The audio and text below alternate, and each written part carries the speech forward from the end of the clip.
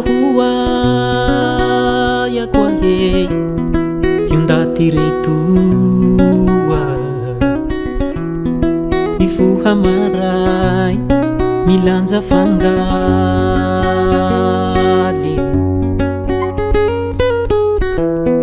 Hangino atundangi kwa he Rokimba retua Manau sambelia Tikeleke harre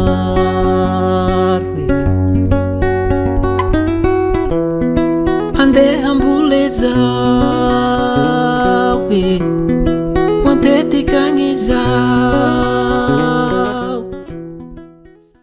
Le fameux jeu de boules est de plus en plus populaire auprès des jeunes, auprès des vieux, mais aussi auprès des enfants, donc séduits par son authenticité. La pétanque est sûrement le troisième sport le plus pratiqué dans la grande île de Madagascar, après le football et le rugby.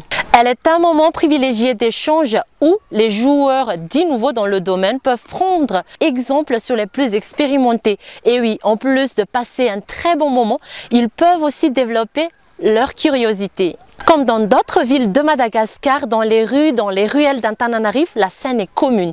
Le type canette B où la pétanque est une véritable religion. En pleine semaine ou encore en week-end, des dizaines de boulistes, amateurs ou licenciés tirent et pointent sur un terrain sophistiqué ou non, le touri est joué.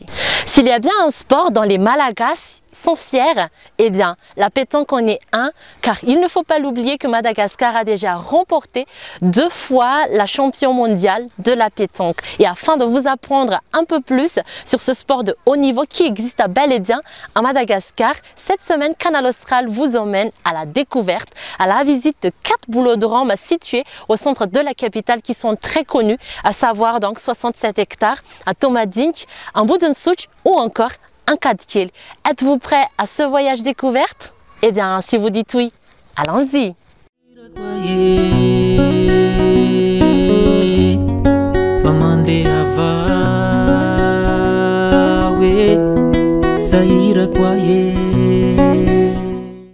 Tata tundre mudan de taisan tanure ta Kadkiel de sakanti va yai tamu che tisi tira mula ve anama tania tanu fainai ti tesaina tanura ve la lo futun de mis nuf muza va na dan tena tona tele es na no futa talu imutu mo pieta como no za mono futo la san fatka mono sport nai pe na fatka ne pulla ne va tia família pe tetsma vita futun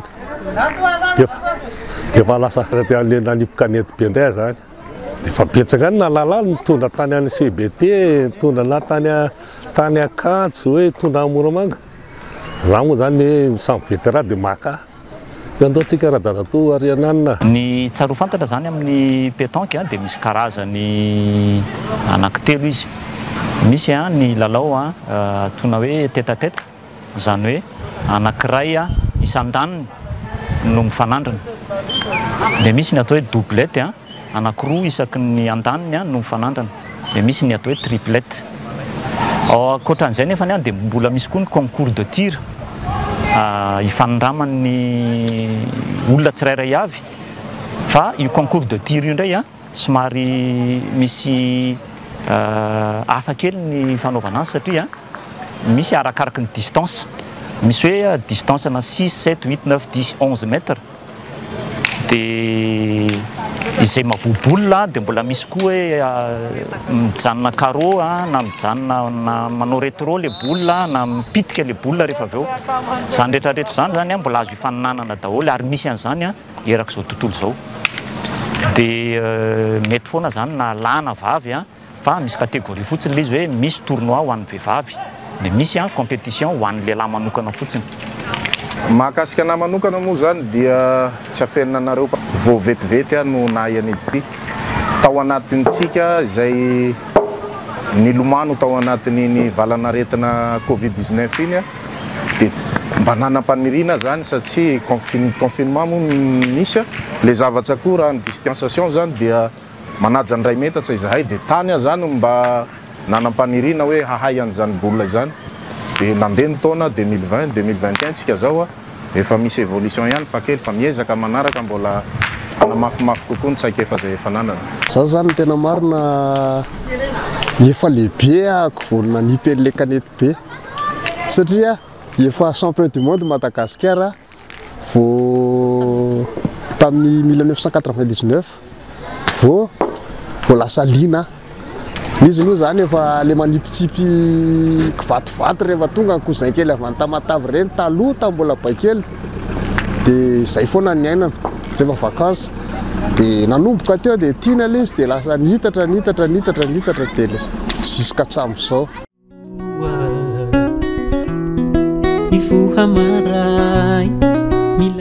La pétanque est un sport connu pour être convivial et accessible peu importe le niveau. Pour un pays où la pétanque est élevée au rang de sport roi, un pays où les gamins apprennent le jeu avec des pierres en rêvant un jour de jouer de vrais boules en métal, eh bien, ce pays c'est Madagascar, un pays qui a déjà remporté 2 fois le champion du monde en pétanque. Raha ny pétanque ndray zany raha ny sport boule zany eto Madagascar de hitako satria tena miroborobo be izy io. Raha ny farany teo zao de manana solotena zao tsika handeha ho any en Espagne hanao ny champion du monde. Manana ihany koa tsika solotena handeha ho any en Afrique hanao ny Coupe d'Afrique. De boule konko tsika efa champion du monde tamin'ny boule de tsika malagasy, tsika malagasy zany boule de mila tazomina foana zay titre zay. Le ankafizako le tsipy kanety be zany eo am'le izy zany tena taranzahay gasy le izy voalohany indrindra par rapport ny foot zay zany tena ankafizako anazy satria tena ty zany karazany hoe kilalao tena mampalaza ny gasy le izy. Aty tena nazahoantsika championnat du monde efa tsy haiko efa indroa zay ny tena ankafizako an'le izy. Le izy zany sady fitaizam-batana le izy ny amin'ny lafamiray no felam-boly. De misy koa le izy moa manao fitadiavam-bola koa amin'ny anankiray koa. Raha araky ny fantatro zao de sady mandray anjara amin'le championnat d'Afrique tsika mandray anjara amin'le championnat du monde. Le tompondaka Madagascar teo ihany zany mandray anjara amin'le championnat du monde moa le vice championnat de Madagascar mandray anjara amin'le championnat d'Afrique. Le izy zao raha araky ny fantatro de ohatrany hoe samy joueur avy eo ambotry manjaka daholo ny championnat de Madagascar sy ny vice champion satria zareo samy zareo ihany manao finale tamin'le farany teo. Ny kanety be eto Madagascar de mizotra amin'ny ara-dalàna tsara mihitsy izy zao satria vao aingana daingana zao no nandeha ny championnat sy ny coupe teo Mertsiatosika tamin'ny herin'ny androany de efa nisy teo amin'ny 300 nandray anjara ny ekipa. De ambotry manjaka anankitelo moa zany tonga tany amin'ny demi-finale de Tanjombato anankiray de ambotry manjaka nazo ny finale. Nantsipo kanety be ngamba ataontsika any alarana hoe fahatelo fa tsy any amin'ny foot betsaka ringoby efa mahazo lalana fa hoe teo miakatra ny avy gasy aloha amin'izy io zay tena marina. Rehefa tena diniako aloha zany le izy ataontsika hoe mba tsy tenenako hoe tena hoe sûr zany mety any amin'ny 3e place any satria tena be mpakafy foot tena be mpakafy rugby fa le am'izao tsika miteny zao le tsipy kanety be fa lasa tena rehefa kelikely angamba ny ahiko tena malagasy retsaretsa anao an'le kanety be daholo. Tamin'izany fotoana zany mbola teo amin'ny 200 300 farafabetsaka manao championnat licencieux zany. Zao tsika miteny zao efa plus de 400 triplete io triplete ny jeu amin'io de eritrereto amin'izany efa olona efa 400 fois 3 zany efa betsaka ihany zany.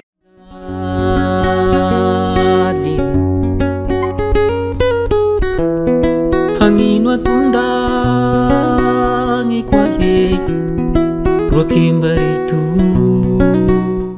La pétanque est c'est le deuxième sport le plus pratiqué dans la grande île après le football.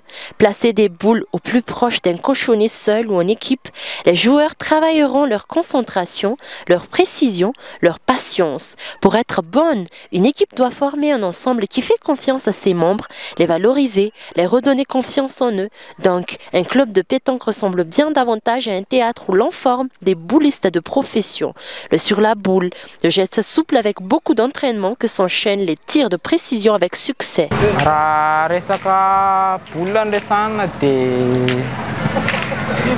Mila kotrana be mihitsy satria endurance ny ampiasaina amin'io dia mila miazakazaka, mila mahay mitazona performance foana mandavataona amin'ny baolina. Farafahakeliny izao intelo isan-kerinandro eo mila manipy baolina satria mila tazomina foana le fomba fanipy baolina fa misy fotoana io tsy tadidy. Ary ny fepetra ozy izy ianao dia ilaina zany manana an'izay miditra amin'ny ara-dalàna, manana an'le baolina satria io baolina io zany ilaina hoe tena adapté amin'ny tananao io baolina io. Dia izay fepetra izay zany na lahy ianao na vavy dia mila misafidy an'izay baolina mety aminao dia iny foana no atsipy. Rehefa tsy mety aminao zay dia miova dimension indray ianao dia arakarak'izay le izy. Mila fahazotoana koa le izy satria tsy hoe entaketam-po fotsiny ianao dia hanao baolina dia mavoa ianao mandresy indray mandeha ianao dia hanao baolina fa mila fandavan-tena le izy dia mila kotrana mafimafy. Dia izay no mahatonga ny Ambohitrimanjaka zao nahazo ekipa anankitelo tafiditra ao anatin'ny carré satria tena mikotrana ry zareo ary tena tsy ataony ambanin-javatra le taranja.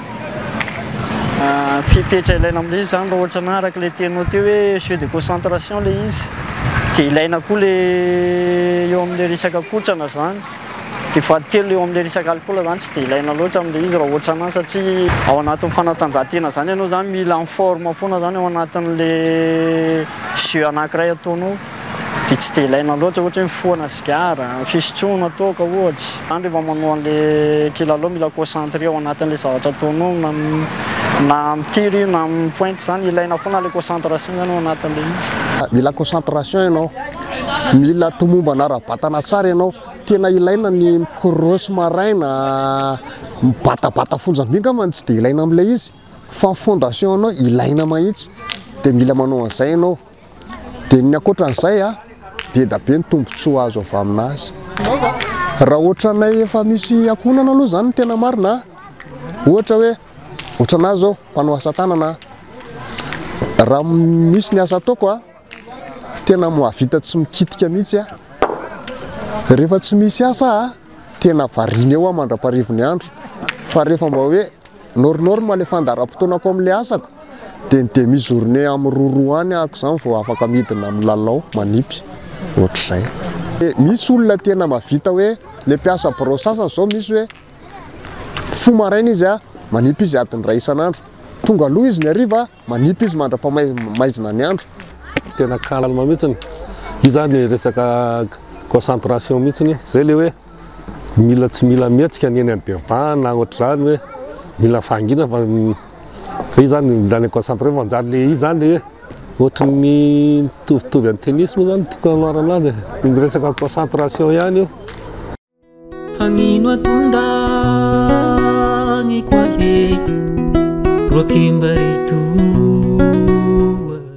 À Madagascar, où un enfant sur deux, malheureusement, ne fréquente plus l'école dès l'âge de 10 ans, oubliés du système, ils deviennent facilement la proie pour les délinquances de toutes sortes. La priorité des parents étant de subvenir aux besoins primaires de la famille. Et pour limiter le phénomène grandissant et pallier à l'absence de référence en termes d'éducation et de formation, les clubs de pétanque se sont formés dans chaque ville et ville. Dia natao hitaizana ny tanora eto amin'ity fokontany misy anay ity aloha voalohany. Ary faharoa manaraka izay dia natao izao mba hijerena ny kalitao ny tanora eto amin'ity faritra misy anay ity ka ohatrohatran'izay zany ny mahatonga anay motivé zahay satria inona ny antony. Tsotra fotsiny zany dia ny fitaizana ny tanora hiala amin'ny zava-mahadomelina ary fitaizana koa ara-batana zany izay mahatonga anay manao an'izao fifaninanana izao. Tsy dia hoe alina fa dia mitarika ny tanora eto Ankadikely fotsiny hoe amin'ilay tsy voaka amin'ilay irona amin'ny zava-mahadomelina. satria le petanque zany na elakela trano hitanao manipy an'izy daholo efa eny e. Raha ho an'ny tanora aloha zany dia lana amin'ilay zava-mahadomelina satria baolina sport dia sady mba passe-temps koa ilay izy dia loisir. Eo amin'ny 3 taona teo nianatra aloha tamin'ny voaloka nisy nianatra nany baolina sy base dia nanezaka nanao compétition amin'izay avy eo dia tonga amin'izao niezaka aloha zao fa hanao 1/8e de finale avy eo. Manao sambelia tsy kelekehary.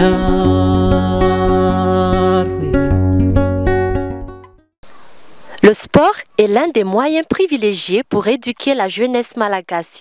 Et le fameux jeu de boules est de plus en plus populaire. C'est un jeu qui associe les filles et les garçons. On sent que les Malagasy avaient vraiment le don pour les boules, comme au football pour les Brésiliens. Ny afatra tiako ambara zany raha ohatra anahy manokana dia eo amin'ilay fitaizam-batana aloha voalohany indrindra. Mila zany mitaiza vatana ao anatin'ilay izy satria ianao zany rehefa manao sport zany dia mila manatanja vatana ianao voalohany indrindra. Faharoa manarakarak'izay tsy dia tsara miaraka zany ny resaka alcool sy ny foana zava-mahadomelina. Fa rehefa hoe manao sport ianao dia mila mifantoka ao anaty sport dia ajanona daholo ny resaka zava-mahadomelina satria mafaible vatana zany ilay izy amiko aloha. Zay ny afatra tiako ambara sy ampitaina. Dia manentana foana zany ny tanora mba ho tonga handray anjara fa izahay mpanentana moa zany dia tsy mitsahatra mihitsy na manao zay na tsy manao dia manentana foana ny tanora hoe tongava manao pétanque manao foot manao basket Ny afatra ko an'ny tanora zany tsara ny tsy mpikanety be raha hoentina ampitiavana sy hanaovanaovana zavatra tsy milamina be da be fakapanao anatin'ilay izy. Raha tiana le taranja dia mila mifatoka tsara fa mila matotra dia mifototra amin'ilay zavatra atao dia lasa lavitra sady mahatafita io betsaka ny tafita tamin'io mahatafita io. Na fierté fahazahoana namana be dia be tamin'ny baolina, fahazahoana rahalahy, nahazahoana relation be dia be koa. Ny baolina nge sport ho an'olona rehetra afaka manipy daholo na lehilahy na vehivavy. Andeha ambola zao e matetika agny zao sahirako ahe fa mandeha va. La pétanque à Madagascar, c'est comme le foot au Brésil. Au début, comme c'était un sport hérité des Français pendant l'époque coloniale, la pétanque était encore juste un loisir. Mais la victoire en 1999 a permis de vulgariser ce jeu comme un sport de haut niveau dans toutes les grandes villes de Madagascar. Dans les batailles où les chances de ramener des titres mondiaux sont réelles, les boulistes malagasy excellent dans cette discipline. Vive Madagascar, vive la pétanque! Voilà, chers amis téléspectateurs, je vous remercie d'avoir regardé, d'avoir apprécié cette émission. On se donne rendez-vous la semaine prochaine pour de nouveaux sujets, pour de nouvelles émissions. Sur ce, je vous dis très bonne continuation avec les meilleures émissions de Canal Austral TV. À très bientôt. Manja Pione!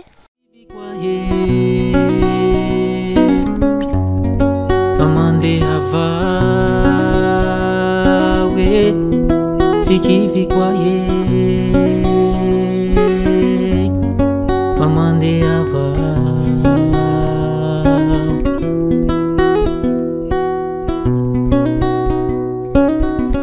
Izawe Izawe Izawe Izawe